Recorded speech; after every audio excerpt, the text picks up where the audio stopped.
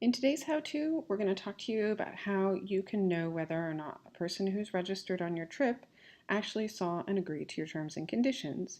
This can be helpful in case of a dispute. So we're going to walk you through a situation where you have an invited traveler who is going to respond and register to the trip. Now, if you've properly configured your consent options, then when they click the Register Interest button, they will see your prompt here, which links to your terms and conditions.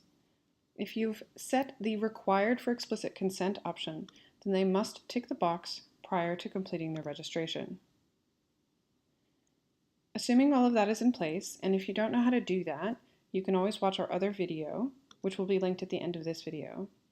But assuming that you've configured that correctly, once they have completed registration, when you click into Activity Log, you will be able to see that they have given explicit consent. So Adam Lockley has given explicit consent, and it will have the date that has happened. So if you ever need this information in case of a dispute, you can always screenshot this and send it to whoever is disputing that they agreed to your terms.